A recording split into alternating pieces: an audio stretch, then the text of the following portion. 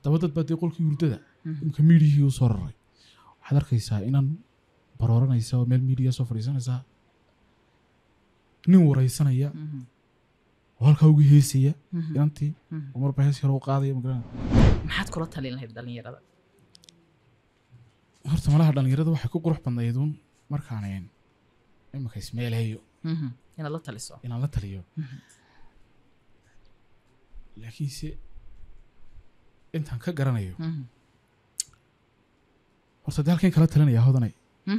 ma arrimihii jacaylkan kala talinaya arrimaha jacaylka un dabcan soo maha waxay ku qurux badan tahay malaha noloshu inay private imanka waxaan u malaynaya xayndaabkiiba imika meesha ka baxayoo dee guriga waxaa qolka hurdada loogu sameeyey inaa nolosha private ahaa marka horta wixiiba imika fuse noqday oo xayndaabkii ayaa meesha ka baxay halkaa haddana binu kaa yar dhex galo jacaylku maadaama jacayl ka sheekaynayno wuxuu ku qurux badan yahay qarsoodiga mise soo bandhigida dee horta jacaylku ma oohinba horta dadku perceptionkan ay ka haystaan dadkeena perceptionkan ay ka haystaan baa khaldanba qofku jacayl marka la yidhaahdo balanbal buu sawiranayaa iyo hoog iyo oohin iyo kala tegid iyo waa nolol waa farxad waa ixtiraam waa wax wanaagsan waa danayn waa is ilaalin waa is dhegeysi jacaylku waa kaa haddaba had iyo jeer noloshu qofka bini aadankii waxay ku qurux badan tahay waxayna private ku noqdaan ay ku qarsoonaadaan noloshaada iyo dee public waa ku kala duwanaadaan oo noloshaaduna waa noloshaadii dee oo berri ka maalin qofku awlaad buu yeelanayaa ubad buu dhalayaa xidad buu yeelanayaa xigaal buu yeelanayaa haa imikada laftigeeda dee waalid buu qofkii leeyahay soo maha ehel buu leeyahay waxaa si yar loo soo dhigaana si yar buu ku faafaa si yar fog baa faafaya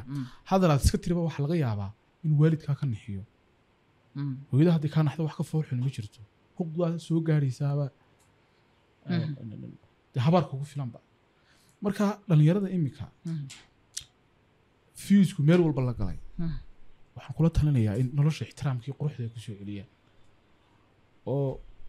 qolooyinka yaryare inta badan bodcastiyada somaad arag hodanaya ku waraysanaya marba inan yaroo barooranaysa inta meeshii soo fadhiisiyaan halkan ugu heesayana waxaa wada dhaqanka iyo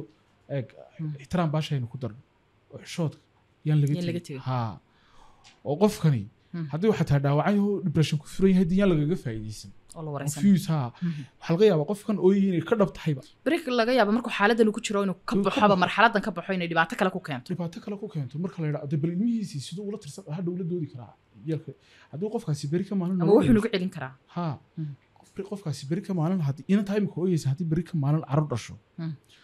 ciyaalkaygaasi siday ficoodu la jaan qaadi karayaan mar haddii baroortii hooyadu idiyaha ku jirto wax ka baxay inaanay ahayn kaa in laga fiirsado qofku tallaabo kasta oo uu qaadayo oo ka fiirsadaan kula talinaa dhalinyarada tiktoktana wax waalayseen tiktoktana horta aad inoo waalaysaa oo imika tiktokaraa soo baxo title cusub imika jiradii